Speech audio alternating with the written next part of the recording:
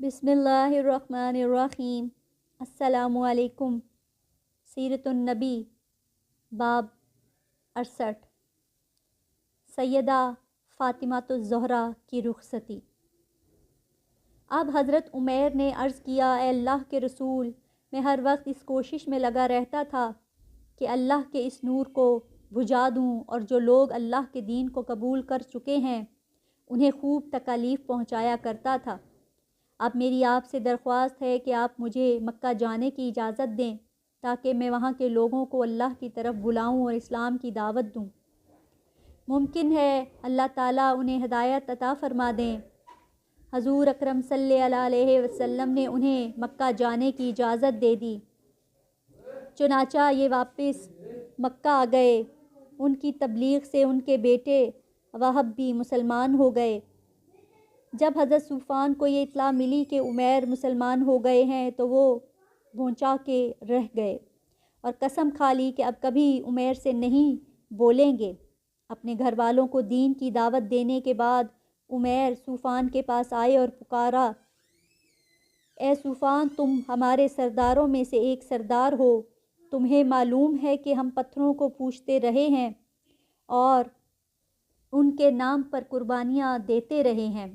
بھلا یہ کہ یہ بھی کوئی دین ہوا؟ میں گواہی دیتا ہوں کہ اللہ تعالیٰ کے سوا کوئی معبود نہیں، اور یہ کہ محمد صلی اللہ علیہ وسلم اللہ کے رسول ہیں۔ ان کی بات سن کر صوفان نے کوئی جواب نہ دیا۔ بعد میں فتح مکہ کے موقع پر عمیر نے ان کے لیے امان طلب کی تھی اور پھر یہ بھی ایمان لے آئے تھے۔ ان کے اسلام لانے کا قصہ فتح مکہ کے موقع پر تفصیل سے آئے گا انشاءاللہ۔ اسی طرح ان قیدیوں میں نبی اکرم صلی اللہ علیہ وسلم کے چچا حضرت عباس بھی تھے۔ صحابہ کرام نے انہیں بہت سختی سے باندھ رکھا تھا۔ رسی کی سختی انہیں بہت تکلیف دے رہی تھی اور وہ کراہ رہے تھے۔ ان کی اس تکلیف کی وجہ سے حضور اکرم صلی اللہ علیہ وسلم بھی تمام رات بے چین رہے۔ جب صحابہ کرام کو معلوم ہوا کہ حضور اکرم صلی اللہ علیہ وسلم اس وجہ سے بے چین ہیں تو فوراً حضرت عباس کی رسیاں ڈھیلی کر دیں۔ یہی نہیں، باقی تمام قیدیوں کی رسیاں بھی ڈھیلی کر دیں۔ پھر انہوں نے اپنا فدیہ ادا کیا اور رہا ہوئے۔ اسی موقع پر حضرت عباس مسلمان ہو گئے تھے، مگر انہوں نے مکہ والوں سے اپنا مسلمان ہونا پوشیدہ رکھا۔ قیدیوں میں ایک قیدی ابو عزہ جمحی بھی تھا۔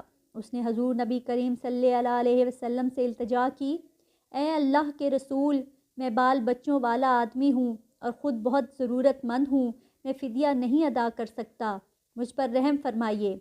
یہ شاعر تھا، مسلمانوں کے خلاف شعر لکھ لکھ کر آپ کو تکلیف پہنچایا کرتا تھا۔ اس کے باوجود آپ صلی اللہ علیہ وسلم نے اس کی درخواست منظور فرمائی اور بغیر فدیے کے اسے رہا کر دیا۔ البتہ اس سے وعدہ کیا کہ آئندہ وہ مسلمانوں کے خلاف اشعار نہیں لکھے گا۔ اس نے وعدہ کر لیا، لیکن رہا ہونے کے بعد جب یہ مکہ پہنچا تو اس نے پھر اپنا کام شروع کر دیا۔ مسلمانوں کے خلاف اشعار لکھنے لگا۔ یہ مکہ کے مشرکوں سے کہا کرتا تھا، میں نے محمد پر جادو کر دیا تھا، اس لیے انہوں نے مجھے بغیر فدیے کے رہا کر دیا۔ اگلے سال یہ شخص غزوہ احد کے موقع پر کافروں کے لشکر میں شامل ہوا اور اپنے اشعار سے کافروں کو جوش دلاتا رہا۔ اسی لڑائی میں یہ قتل ہوا۔ بدر کی فتح کی خبر شاہ حبشہ تک پہنچی تو وہ بہت خوش ہوئے۔ حضرت جعفر اور کچھ دوسرے مسلمان ان وقت تک حبشہ ہی میں تھے۔ شاہ حبشہ نے انہیں اپنے دربار میں بلا کر یہ خوشخبری سنائی۔ بدر کی لڑائی میں شریک ہونے والے صحابہ بدری کہلائے نہیں، بہت فضیلت حاصل ہے۔ حضرت ابو ہریرہ سے روایت ہے کہ حضرت صلی اللہ علیہ وسلم نے ارشاد فرمایا، اللہ تعالیٰ نے اصحاب بدر پر اپنا خاص فضل و کرم فرمایا ہے اور ان سے کہہ دیا ہے کہ جو چاہو کرو، میں تمہارے گناہ معاف کر چکا ہوں، یا یہ فرمایا کہ تمہارے لیے جنت واجب ہو چکی ہے۔ مطلب یہ کہ ان کے سابقہ گناہ تو معاف ہو ہی چکے ہیں، آئندہ بھی اگر ان سے کوئی گناہ ہوئے تو وہ بھی معاف ہیں۔ غزوہ بدر کے بعد آپ صلی اللہ علیہ وسلم نے اپنی چھوٹی بیٹی حضرت فاطمہ کی شادی حضرت علی سے کر دی۔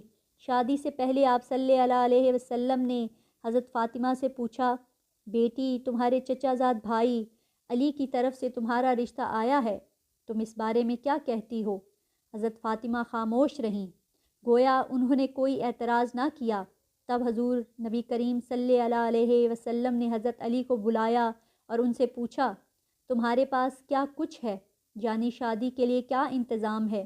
انہوں نے جواب دیا، میرے پاس صرف ایک گھوڑا اور ایک ذرہ ہے۔ یہ سن کر آپ صلی اللہ علیہ وآلہ وسلم نے ارشاد فرمایا، گھوڑا تو تمہارے لیے ضروری ہے، البتہ تم ذرہ کو فروخت کر دو۔ حضرت علی نے وہ ذرہ 480 درہم میں فروخت کر دی اور رقم لا کر آپ صلی اللہ علیہ وسلم کی خدمت میں پیش کر دی۔ اس سلسلے میں ایک روایت یہ بھی ہے کہ جب حضرت عثمان کو پتہ چلا کہ شادی کے سلسلے میں حضرت علی اپنی ذرہ بیچ رہے ہیں تو انہوں نے فرمایا، یہ ذرہ اسلام کے شاہ سوار علی کی ہے، یہ ہرگز فروخت نہیں ہونی چاہیے۔ پھر انہوں نے حضرت علی کے غلام کو بلایا اور انہیں 400 درہم دیتے ہوئے کہا، یہ درہم اس ذرہ کے بدلے میں علی کو دے دیں۔ ساتھ ہی انہوں نے ذرہ بھی واپس کر دی۔ بہرحال اس طرح شادی کا خرچہ پورا ہوا۔ حضور نبی کریم صلی اللہ علیہ وسلم نے حضرت علی اور حضرت فاطمہ کے نکاح کا خطبہ پڑھا۔ پھر آپ صلی اللہ علیہ وسلم نے دونوں کے لیے دعا فرمائی۔ غزوہ بدر کے بعد غزوہ بنی کنیکا پیش آیا۔ کنیکا یہودیوں کے ایک قبیلے کا نام تھا۔ یہودیوں میں یہ لوگ سب سے زیادہ جنگجو شمار ہوتے تھے۔ مدینہ منورہ میں آمد کے بعد نبی اکرم صلی اللہ علیہ وسلم نے یہودیوں سے صلح کا معاہدہ فرمایا تھا۔ معاہدے میں طے ہوا تھا کہ یہ لوگ کبھی آپ صلی اللہ علیہ وسلم کے مقابلے پر نہیں آئیں گے اور نہ آپ صلی اللہ علیہ وسلم کے دشمنوں کی کوئی مدد دیں گے۔ جن لوگوں سے معاہدہ ہوا ان میں سے یہ 3 قبیلے شامل تھے، بنی کنیکا، بنی قریظہ اور بنی نذیر۔ معاہدے کی ایک شرط یہ تھی کہ اگر کوئی دشمن مسلمانوں پر حملہ کرے گا تو یہ تینوں قبیلے مسلمانوں کی پوری مدد کریں گے، ان کا ہر طرح ساتھ دیں گے۔ لیکن ان لوگوں نے معاہدے کی خلاف ورزی کی۔ انہوں نے ایک مسلمان عورت سے بدتمیزی کی۔ ان کی بدتمیزی کے پاس سے گزرتے ہوئے ایک صحابی نے دیکھ لیا۔ انہوں نے اس یہودی کو قتل کر دیا۔ یہ دیکھ کر محلے کے یہودیوں نے مل کر ان صحابی کو شہید کر دیا۔ اس خبر کے پھیلنے پر وہاں اور مسلمان جمع ہو گئے۔